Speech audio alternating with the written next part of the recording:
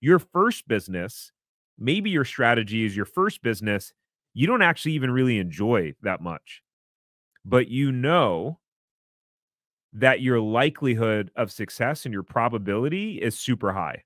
If you're someone who's super analytical and overthinks things and doubts yourself and is always second guessing, then you should go with an established business or franchise.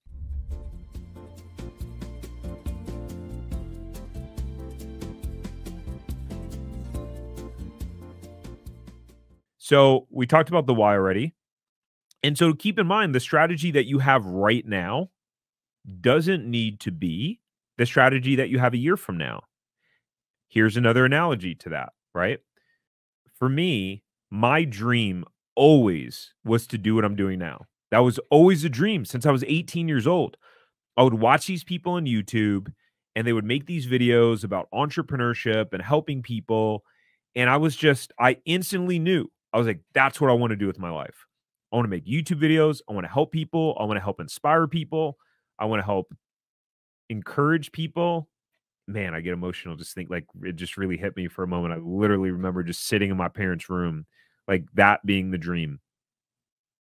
And so I knew very clearly that was what I wanted, right? But that strategy of getting there, like whatever I was doing, it wasn't working.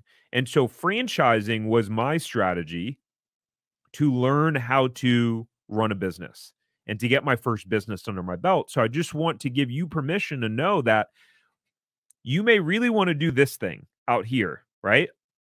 But you might have to do this thing first in order to, as a stepping stone to get to the business. So your first business, maybe your strategy is your first business, you don't actually even really enjoy that much, but you know that your likelihood of success and your probability is super high, right? So be okay with that.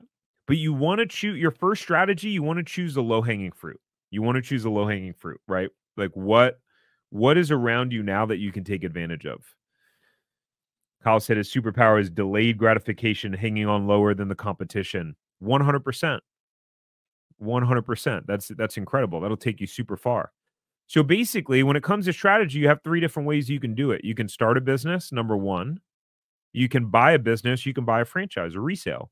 So the question is more so about like what's the best strategy for you?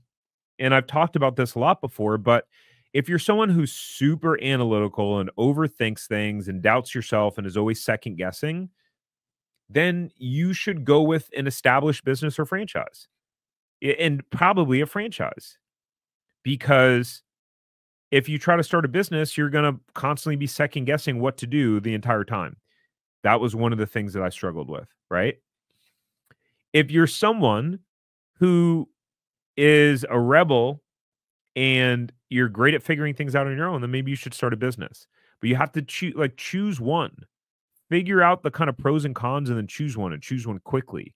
The other part of the strategy is you need to then figure out, this is a tactical thing, what is your take the leap number or date? You have to have a clear trigger of going from what takes you from employee to what takes you to entrepreneur. So for me, I had estimated, because I was making a good amount of money at the time as a financial advisor, I figured I really only needed about 60% of my income. So I was like, okay, if I could replace 60% of my income while still holding a job, while still having my full-time job, I will make the leap.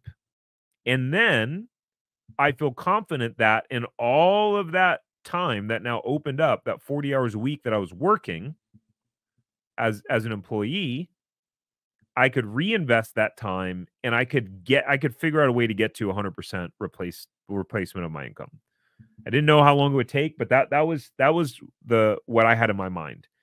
So for you, the question is, you may make 100 grand, 150 grand.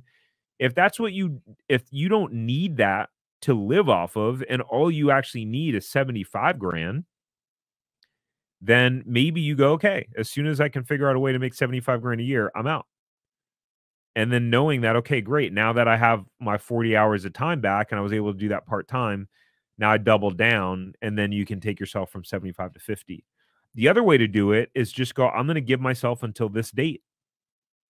I've heard entrepreneurs do that where they go, I'm going to give myself a year to get this business up and running. If I can't hit blah, blah, blah in a year, or if it's not working in a year, I'll go back and get a job. I recently talked to a franchisor who did this. She had opened her business, and when she was opening she left like a high-powered, she went to Harvard, and she had a high-powered finance job and left the job. She's like, I'll give myself, a year, basically. And it worked out. And then it worked out. She became successful, built a multi-million-dollar business, and then wind up franchising her business. So have a tangible number. So you have a trigger. Because here's the consequence. If you don't have a trigger, here's what happens. You wake up, it's 5 years later, and nothing's changed. You wake up, it's 3 years later, nothing's changed. If you enjoyed this short clip from the podcast, you can check out another short clip right here. Or if you want to watch the full episode of this podcast, you can watch that here. And remember, knowledge is not power. It's applied knowledge that's power. Take care. Have a great rest of your day.